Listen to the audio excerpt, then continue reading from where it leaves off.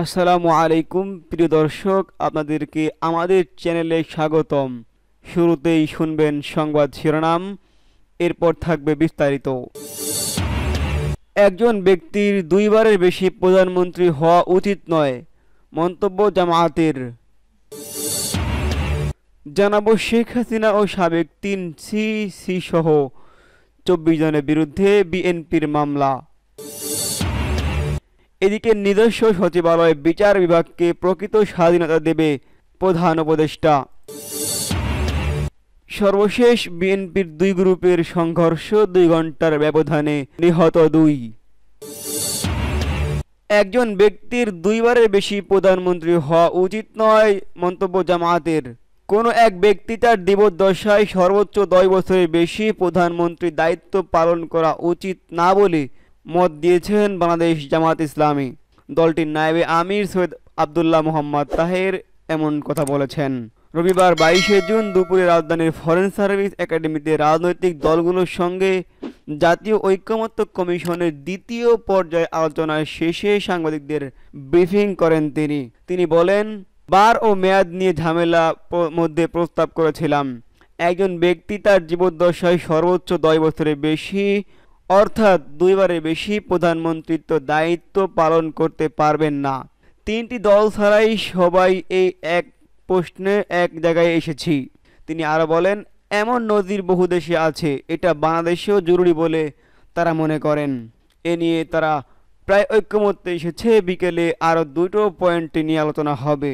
বৈঠকে আলী রিয়াদ ছাড়াও আরও উপস্থিত ছিলেন ঐকমত্য কমিশনের সদস্য, জনপ্রশাসন সংস্কার কমিশনের প্রধান আব্দুল মুঈদ চৌধুরী, পুলিশ সংস্কার কমিশনের প্রধান শহর রাজ হোসেন, নির্বাচন সংস্কার কমিশনের প্রধান বদিউল আলম মজুমদার, বিচার বিভাগ সংস্কার কমিশনের প্রধান বিচারপতি এমদাদুল হক এবং দুদক সংস্কার কমিশনের প্রধান ইফতেখারুজ্জামান। এদিকে শেখ হাসিনা সহ 24 জনের বিরুদ্ধে বিএনপির মামলা। আওয়ামী লীগ আমলে অনুষ্ঠিত 3টি জাতীয় নির্বাচনে অনিয়ম কারচুপির অভিযোগে সাবেক প্রধানমন্ত্রী শেখ হাসিনা ও সাবেক 3 প্রধান নির্বাচন কমিশনারকে আসামি করে মামলা করেছে বিএনপি। মামলায় মোট 24 জনকে আসামি করা হয়েছে, যাদের মধ্যে আছেন সাবেক স্বরাষ্ট্রমন্ত্রী এবং পুলিশের সাবেক 4 আইজিপিও। গত রবিবার 22শে জুন বেলা 11:15টার দিকে রাজধানীর শেরেবাংলানগর থানায় বিএনপির জাতীয় নির্বাহী কমিটির সদস্য মোহাম্মদ সালাউদ্দিন খান বাদী হয়ে এই মামলা করেন।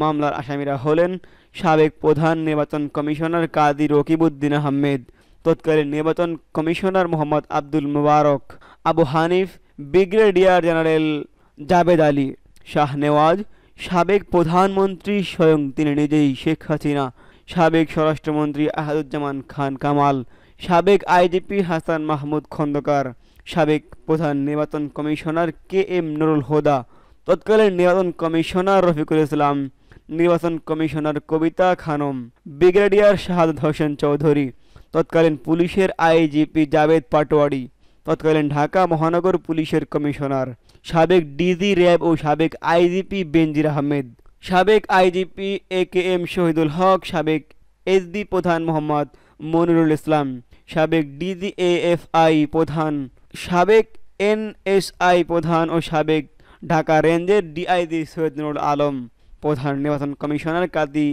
আউয়াল, নির্বাচন commissioner brigadier general Ahsan Habib, Alamgir Hossain ও আনিসুর রহমান। মামলার বিষয়টি নিশ্চিত করে শেরেবাংলানগর থানার ভারপ্রাপ্ত কর্মকর্তা OC মোহাম্মদ ইমাউল হক বলেন, আগে নির্বাচন কমিশনের যেসব কর্মকর্তা ছিলেন, অভিযোগকারীর দৃষ্টিতে তারা সাংবিধানিক প্রতিষ্ঠান থাকার পরও ভয়ভীতি দেখিয়ে ভোট সম্পন্ন করেন এবং জনগণের ভোট ছাড়াই প্রার্থীদের বিজয়ী করেন। এই কাজগুলো দণ্ডনীয় অপরাধ হিসেবে গণ্য করে 24 জনের বিরুদ্ধে অভিযোগ দায়ের করা হয়েছে। এই অভিযোগটি দায়ের করেছেন বিএনপি। মামলার বাদী হয়ে বিএনপি জাতীয় নির্বাহী কমিটি সদস্য সালাউদ্দিন খান বলেন, 2014, 18 ও 24 সালের ভোট পরিচালনাকারী প্রধান নির্বাচন কমিশনার, আইন শৃঙ্খলা বাহিনীর কতিপয় সদস্য, বিভিন্ন সংস্থার NSI, DGFI, SD প্রধান সহ আসামিরা সম্মিলিতভাবে প্রশাসনিক নির্বাচন করেছেন। দিনের ভোট রাতে করে নিজেকে প্রধানমন্ত্রী দাবি করেছেন শেখ হাসিনা। তাই তিনি সহ 24 জনকে আসামি ও অজ্ঞাত আরও কয়েকজনকে আসামি করে থানায় অভিযোগ দায়ের করেছে। তিনি আরও বলেন, নির্বাচন কমিশনারদের সংবিধান লঙ্ঘন করার দায়ে এবং অপরাধ করার দায়ে বিএনপির মহাসচিব মির্জা ফখরুল ইসলাম আলমগীর স্বাক্ষরিত এই সংক্রান্ত একটি পত্রের মাধ্যমে 2018 সালেও নির্বাচন কমিশনে অভিযোগ দিয়েছিল বিএনপি। সেই অভিযোগের বিষয়ে কোনো ব্যবস্থা নেয়নি নির্বাচন কমিশন। এ বিষয়ে ক্ষোভ বিএনপির। এদিকে নিজস্ব সচিবালয় বিচার বিভাগকে প্রকৃত স্বাধীনতা দেবে প্রধান উপদেষ্টা। নিজস্ব সচিবালয় বিচার বিভাগকে প্রকৃত স্বাধীনতা দেবে বলে মন্তব্য করেছেন প্রধান উপদেষ্টা অধ্যাপক ডক্টর মোহাম্মদ ইউনূস। গতকাল রবিবার হোটেল ইন্টারকন্টিনেন্টাল বিচার বিভাগের স্বাধীনতা ও দক্ষতা বিষয়ক জাতীয় সেমিনারে তিনি কথা বলেন। খবর বাসসের। প্রধান উপদেষ্টা বলেন, জুলাই বিপ্লবের প্রতি সম্মান জানানোর একমাত্র উপায় হলো 2024-এর জুলাই ও আগস্টের সংঘটিত মানবতা বিরোধী অপরাধের বিচার নিশ্চিত করা। এই লক্ষ্যে ইতিমধ্যে 2টি আন্তর্জাতিক অপরাধ ট্রাইব্যুনাল গঠন করা হয়েছে। সেগুলো পূর্ণ স্বাধীনতা, নিরপেক্ষতা ও যথাযথ প্রক্রিয়া অনুসরণ করে কাজ করছে বলে উল্লেখ করেন প্রধান উপদেষ্টা। প্রধান বিচারপতি ডক্টর সৈয়দ রেফাত আহমেদ অনুষ্ঠানে সভাপতিত্ব করেন।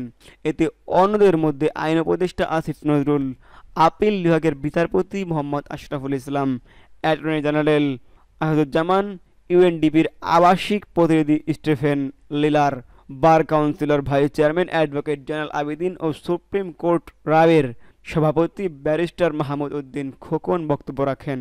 এই বক্তব্যে ইউনূস বলেন, জুলাই বিপ্লব শুধু স্বৈরাচার সরকার পতনের ব্যাপার নয়, এটি ছিল সমাজ জুড়ে বিদ্যমান গভীর অনিয়ম, পক্ষপাত ও ক্ষমতার বৈষম্যকে ধ্বংস করা এক প্রবল আকাঙ্ক্ষা।